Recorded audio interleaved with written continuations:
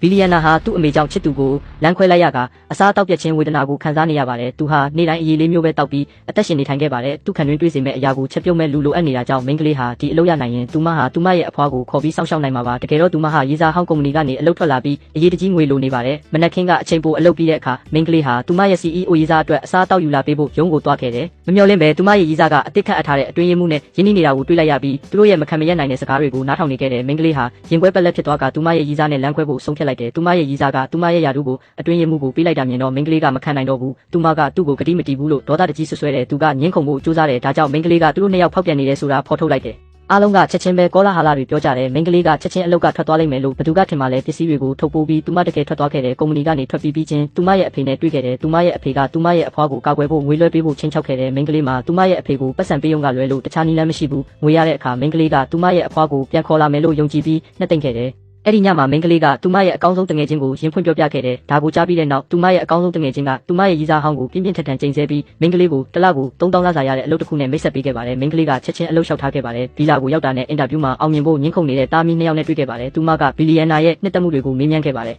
သူကစံပယ်လက်ဖက်ရည်ကိုနှစ်သက်တယ်ဆိုတာသိလိုက်ရတဲ့အခါမိန်းကလေးကချက်ချင်းပဲအကြံတစ်ခုရခဲ့ပါတယ်။ကြာခင်မှာပဲစပယ်လက်ဖက်ရည်ရနံ့ပါတဲ့ဂျုံယာကုတိုးအစင်သင့်ဖြစ်ခဲ့ပါတယ်။လက်ထောက်ကသူမမှာလှုပ်ဝက်ရွယ်ချက်တွေရှိတယ်လို့ထင်ခဲ့ပေမဲ့မမျှော်လင့်ပဲယောက်ျားကအနံ့ခံကြည့်ပြီးမှပြီးအောင်စားလိုက်ပါတယ်။မိန်းကလေးကအလွန်ကောင်းမွန်စွာစွမ်းဆောင်နိုင်တာကြောင့်လက်ထောက်ကသူမကိုပထမအဆင့်အောင်ပေးလိုက်ပါတယ်။အဲ့ဒီညမှာဘီလီယံနာကထပ်စားလိုက်ပါသေးတယ်။စားပြီးတာနဲ့သူ့အမေကဖုန်းဆက်လာပါတယ်။ဖုန်းကင်လိုက်တာနဲ့ပြုတ်ကျင်တယ်လို့ခံစားလိုက်ရပါတယ်။ဒါကိုသိပြီးတဲ့နောက်မိန်းကလေးကချက်ချင်းပဲအစာအိမ်ကိုတက်တာစေတဲ့ဂျုံယာကုကိုချက်ပြီးယူလာပေးခဲ့တယ်။ဒါဟာပြန်လည်ကောင်းမွန်လာချိန်မှာပုံမှန်တုတ်ပြန်မှုတစ်ခုဖြစ်ကြောင်းရှင်းပြပြီးအမျိုးသားကစကားပြောဖို့ပြင်နေပေမဲ့အကူဝန်ထမ်းကဝင်နောက်ဆက်လိုက်တယ်စားပြီးတဲ့နောက်ဘီလီယံနာကမိန်းကလေးကိုစုချဖို့သူ့အခန်းထဲပြန်ဝင်သွားပြီးအကူဝန်ထမ်းကအချိန်ပိုလောက်ခကိုတောင်ပေးခဲ့တယ်မမျှော်လင့်ပဲအဲ့ဒီအပိုစုကြီးကိုရပြီးပြီးချင်းမှာပဲသူမရဲ့ရီစားဟောင်းကဖုန်းဆက်လာတယ်။သူမအလုပ်ထွက်ပြီးနောက်မှာဖောက်တဲ့ဟောင်းတွေကပူပေါင်းဆောင်ရွက်ဖို့ညှင်းဆိုခဲ့ကြတယ်။အဲ့ဒီအချိန်ကျမှသူမရဲ့ရီစားဟောင်းကပြန်လာဖို့တောင်းပန်ခဲ့ပေမဲ့မိန်းကလေးကတက်နိုင်သမျှသူမနဲ့ဝေးဝေးသွားနေလို့ပြောခဲ့တယ်။